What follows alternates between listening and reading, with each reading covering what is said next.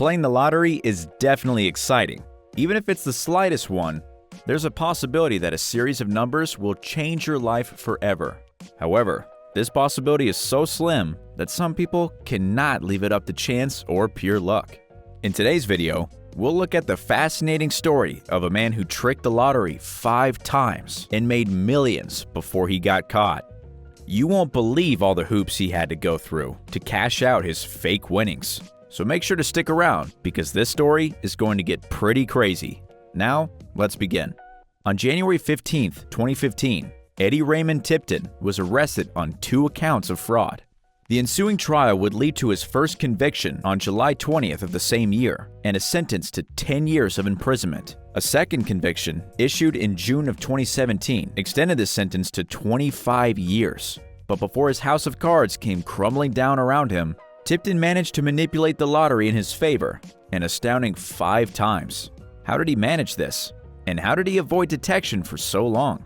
Well, to understand how Tipton pulled this off, it's essential to know what he was doing at the time of these occurrences. As the Information Security Director of the Multi-State Lottery Association at the time, he was in the perfect position to pull this off, at least theoretically. In practice, rigging the lottery is nearly impossible unless you can alter the random number generator program to determine the winning numbers. But Tipton didn't just possess the necessary credentials and positioning to change the game in his favor. He also wrote software, handled network firewalls, and reviewed security for games in nearly 3 dozen states. What's more, he virtually lived at the office, often working until or past 11 p.m. So this man not only had an opportunity to manipulate the lottery, he also had the skills and the time to work on his scheme. While it wasn't his first conviction, Tipton's initial success with arranging a winning lottery occurred on November 23, 2005, when his brother Tommy won a Colorado lottery jackpot prize drawing of $568,990. This event would later be determined to Eddie Tipton's doing. He then admitted, saying, "I wrote software that included code that allowed me to technically predict winning numbers, and I gave those numbers to other individuals, who then won the lottery and shared those winnings with me." This was just the first instance, however, and it went without any speculation. Intent to never be caught, Tipton was inherently paranoid about both his identity and his money. He rarely paid with credit cards, and mentioned being concerned about people tracing his identity, and he would enlist more help in future endeavors. Beyond simply greed, Eddie had told friends of his loneliness and wanting a family more than anything. We can only speculate if this sense of loneliness was genuine and a hole he was trying to fill with the money. It could also, however, have been a front for why this man built a 4,800 square foot, $540,000 house in the cornfields of South Des Moines, complete with 5 bedrooms and a stadium-style home theater. Of course, that didn't explain how he paid for it. Friends wondered not just why a single man needed such a big house, but also how he could afford it in the first place, given his salary would never have paid for it. Eddie told them he poured his life savings into the house, hoping to someday fill it with a wife and children, but the right partner never came along. Tipton waited for a few years before arranging his next payday. That would come on December 29, 2007, when a Wisconsin lottery prize drawing of $783,257 was paid to a limited liability corporation controlled by Robert Rhodes, a friend of Tipton. Rhodes, after that, transferred funds to Tipton as part of what would later be known as the Megabucks incident, related to the lottery he won his money through. Rhodes didn't testify to this incident until he had already been charged in assisting Tipton in the 2010 incident that ultimately led investigators down this rabbit hole. Upon further forensic investigation of the random number generator used to pick the lottery numbers in the 2007 Megabucks drawing, prosecutors found its programming had been altered. If the drawing occurred on 3 dates of the year, May 27th, November 22nd, or December 29th, and these dates were Wednesdays or Saturdays with drawings after 8 p.m., the program would produce knowable outcomes. Amazing, isn't it? Well, it's about to get super crazy. Before continuing, please make sure to smash that like button. It goes a long way. Also, if you're enjoying the video, please subscribe to the channel to see more videos just like this. Let's continue with the craziness. Before I mention the incident which ultimately led to Tipton's arrest, how did he actually go about altering the winning drawings? Well, while his methods have been differed slightly, in the 2010 incident, Evidence suggests Eddie gained access to one of the two computers tasked with selecting the winning numbers. He then used a thumb drive containing a string of coded instructions. The software on the thumb drive, called a rootkit, allowed Eddie to restrict the pool of numbers that could hit, and then it deleted itself.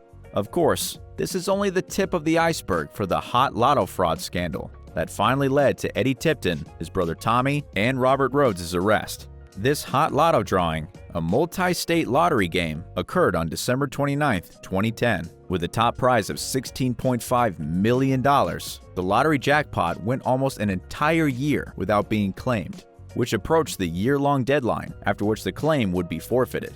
On November 9, 2011, a Quebec City resident named Philip Johnston called the Iowa Lottery to claim a winning jackpot ticket. He stated that he was too sick to claim the prize in person, but provided a 15-digit code to verify the winning ticket. However, Johnson's prize claim was turned down when he could not answer verification questions to prove he was the ticket's valid owner. Johnston called again on December 6th, stating that the ticket was actually owned by an anonymous individual and that they were being represented by a Belize-based shell company, Hexam Investments Trust. However elaborate the excuse, it failed to move the Iowa Lottery as its rules forbid anonymous prize claims, so the claim was turned down again.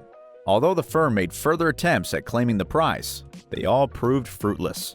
And it later came to light that Robert Sonfield and Eddie's pal Robert Rhodes, with whom Johnston had professional relations, had asked him to assist in anonymously claiming the prize. However, what ultimately led to Tipton being outed was evidence that he had personally purchased the winning ticket. In October 2014, investigators released surveillance footage from a Des Moines convenience store, which they believe showed the purchaser of the ticket. And ironically, it would be one of Eddie's own co-workers that would do him in. When colleague Jason Mayer saw the Hot Lotto video purportedly showing the winner, Mayer immediately recognized a familiar, low-pitched voice.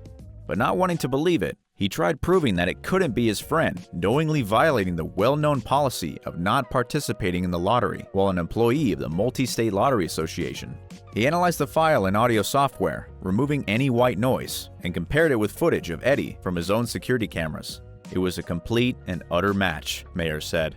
He even took measurements of the floor tiles, shelving unit heights, and the distance between the door and the cash counter at the Quick Trip convenience shop where the ticket was purchased. He used the results to compare the man's hand and foot size and height in the video with his friends. Unfortunately, it again came up a match for his buddy Eddie, who was later arrested at his office by state investigators. Tipton's trial began on April 13, 2015, and despite having until July to examine new evidence, the defense was unable to muster a convincing argument given everything brought to bear. On July 20th, Tipton was convicted of 2 accounts of fraud, attempting to participate in the lottery illegally, and attempting to use fraudulent means to claim prizes. Of course, these are only 3 of Tipton's rigged payouts. The 4th was a simultaneous case of 2 winning Kansas lottery tickets, purchased the same day Eddie bought the Iowa ticket involved in the Hot Lotto scandal. Their payouts were much smaller, at $15,402. His cell phone records revealed he'd be driving through Kansas on the way to Texas for the holidays. And when later claimed, both individuals, a Texan named Christopher Mikulski and an Iowan named Amy Warwick, were a friend of Eddie's. The final trick Eddie had pulled off was with November 23, 2011 Hot Lotto jackpot of $1.2 million, which was paid to Kyle Kahn, a Texas construction company owner. Kahn bought the ticket from the Oklahoma City Lottery. Still, Oklahoma investigators were suspicious because Kahn didn't frequently play, came from out of state, and had manually specified the winning numbers instead of relying on a random pick. At the time, however, there was no way to tie it back to Tipton. Only in the ensuing investigations following his first conviction was a connection made. Why did Tipton really rig the lottery? Was it purely out of greed, boredom from his safe and unfulfilling regular job? Or was he also truly lonely and trying to find that emotional void with the thrill and payout of a con? Honestly, it's hard to say. What do you think? Let us know in the comments below. One thing's for sure, when you try to get away with fraud this many times, no matter how convenient your positioning is, that check won't cash. So make sure you're building your wealth the right way, millionaires. Continue watching amazing stories like the top 10 lottery winners who lost it all. You won't believe how a man burned through more than $315 million. Click here to see that. And again, if you like this video, remember to subscribe if you haven't already. Stay wealthy, and I'll see you on the next one.